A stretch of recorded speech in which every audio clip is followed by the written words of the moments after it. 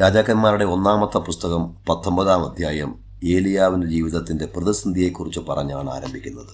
రాజులు మొదటి గ్రంథం 19వ అధ్యాయము ఏలియాకు ఎదురైనటువంటి ప్రతికూలతను గురించి ప్రారంభంలో చెప్తూ ఉంది. മരണത്തെ കാത്ത് ചൂരച്ചൊടിച്ചൊടി കിടന്നുറങ്ങുന്ന ഏലിയാവിനെയാണ് നമ്മൾ കാണുന്നത്. మరణమును అపేక్షించి ఒక చెట్టు క్రింద కూర్చున్నటువంటి ఏలియాను మనం అక్కడ చూస్తాం. ഇസബേലിന്റെ വാക്കുകൾ തന്റെ ജീവിതത്തിന്റെ നിരാശയ്ക്ക് കാരണമായി മാറിയപ്പോൾ యెజెబెలు మాటలు తన జీవితంలో నిరాశకు కారణమైనప్పుడు ഏലിയാവിനോട് ദൈവം സംസാരിക്കുന്ന 3 ദൈവശബ്ദമാണ് നാം ഈ അധ്യായത്തിൽ മനസ്സിലാക്കേണ്ടത്. ఏలియాతో దేవుడు మాట్లాడినటువంటి ఆ యొక్క 3 మాటలను ఈ అధ్యాయంలో మనం చూడగలుగుతాం. 8-ാം വാക്യത്തിലും 11-ാം വാക്യത്തിലുമായി ദൈവം അവനോട് സംസാരിക്കുന്ന ഒന്നാമത്തെ ദൈവശബ്ദം 8వ వచనం అలాగే 11వ వచనంలో దేవుడు అతనితో పలుకుతున్నటువంటి మొదటి మాట, പർവ്വതത്തിൽ വരിക.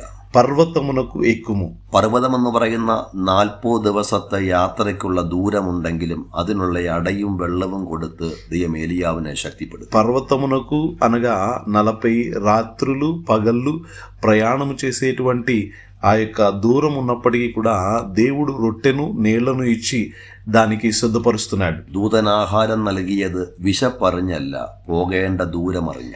దూత తనకు ఆహారం పెట్టింది ఆకలి తెలుసుకొని కాదు, వెళ్ళవలసినటువంటి దూరాన్ని ఎరిగి.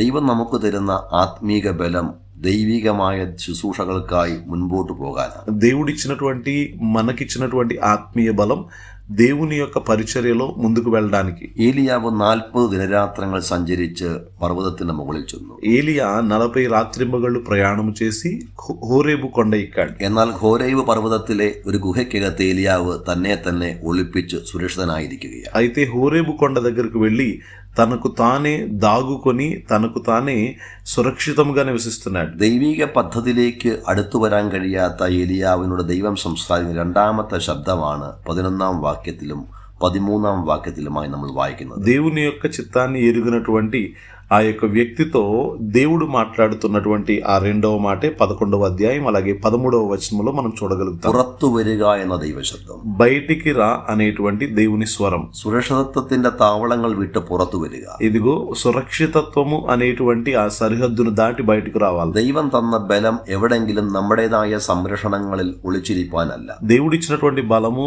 మనకు ఉన్నటువంటి ఆ సురక్షితత్వంలో దాచుకోవడానికి కాదు. ദൈവിക വിളി കേട്ട് ഘോരേബോളം വന്നു എന്നത് വാസ്തവമാണ്. దేవుని యొక్క పిలుపు విని హోరేబు వరకు వచ్చిందనేది వాస్తవం. എന്നാൽ ഘോരേബിന്റെ സുരക്ഷിതത്വങ്ങളെ വെടിഞ്ഞ് പുറത്തേക്ക് വരുവാൻ രണ്ടാമത്തെ ശബ്ദം അവൻ കേൾക്കുകയാണ്. అయితే హోరేబులో ఉన్నటువంటి ఆ యొక్క దాగుకున్నటువంటి స్థలములో నుండి గుహలో నుండి బయటకు రమ్మని దేవుడు మాట్లాడుతూ ఉన్నాడు. വലിയ ഭൂകമ്പവും വലിയ ശബ്ദവുമൊക്കെ അവിടെ ഏലിയാവ് കേൾക്കുന്നുണ്ട്. గొప్ప భూకంపము గొప్ప శబ్దము అక్కడ ఏలియా వింటున్నాడు. എന്നാൽ ഒരു മൃദുവായ സ്വരം, అయితే ఒక మెల్లని స్వరం. നാം പ്രതീക്ഷിക്കുന്ന പല ശബ്ദങ്ങളിലും ദൈവ സാന്നിധ്യം ഉണ്ടായെന്ന് വരികയില്ല.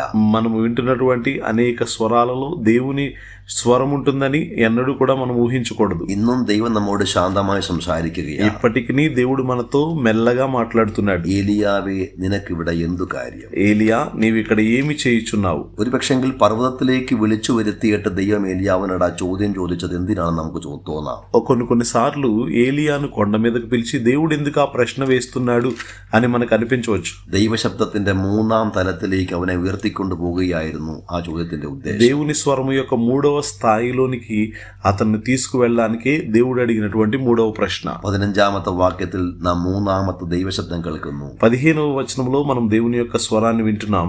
നീ മരുഭൂമി വഴിയായി മടങ്ങിപ്പോക. నీవు అరణ్య మార్గమున బయలుదేరి వెళ్ళు. ഉന്നതമായ പർവ്വതത്തിലെ ദൈവിക സംസർഗം പ്രാപിച്ച ഏലിയാവിനെ മറ്റൊരു ശുശ്രൂഷയ്ക്കായി ദൈവം പറഞ്ഞു വിടുന്നതാണ് വായിക്കുന്നത്. ఉన్నతమైనటువంటి ఆ యొక్క పిలుపును పొందుకొని ఉన్నటువంటి ఏలియాను వేరొక పరిచర్యలోనికి ఇక్కడ దేవుడు పంపుతున్నట్లుగా మనం ఇక్కడ చూడగలుగుతాం. മരിച്ചാൽ മതിയെന്ന് പറഞ്ഞവനെ 2 വ്യത്യസ്ത ശുശ്രൂഷകൾ ഭരമേൽപ്പിച്ചാണ് ദൈവം പറഞ്ഞയക്കുന്നത്. చనిపోతే చాలు అనుకున్నటువంటి ఆ సేవకుని 2 భిన్నమైనటువంటి పరిచర్యలు అప్పగించి దేవుడు ముందుకు నడిపిస్తున్నాడు. ചിലരെ അഭിഷേകം ചെയ്യാനുള്ള അധികാരവും അഭിഷേകവും പകർന്നവനെ പറഞ്ഞയച്ചു. కొందరిని అభిషేకము చేయుటకు గల అధికారాన్ని అభిషేకాన్ని ఇచ్చి దేవుడు నడిపిస్తున్నాడు. నిరాశ നിരാശയുടെ ചൂരച്ചെടിയുടെ ചൂട്ടിൽ നിന്നും నిరాశ అనేటువంటి బదిరీ వృక్షం కింద నుండి ദൈവിക സംസർഗത്തിന്റെ ഹോരേബോളം വന്നിട്ട് దేవుడు మాట్లాడుట అనేటువంటి హోరేబు యొద్దకు వచ్చి നിയോഗമേറ്റെടുത്തുകൊണ്ട് മരുഭൂമി വഴിയായി മടങ്ങിപ്പോയ ഏലിയാവിനെ പോലെ ఏర్పాటు పొందుకొని తిరిగి వెళ్ళినటువంటి ఏలియా వలె ദൈവശബ്ദത്തിന് കാതോർക്കാൻ ദൈവം നമ്മയും സഹായിക്കട്ടെ. ആമേൻ. దేవుని స్వరమునకు చెవియొగ్గుటకు ఏలియా వలె దేవుడు మనకును సహాయము చేయునుగాక. ఆమేన్.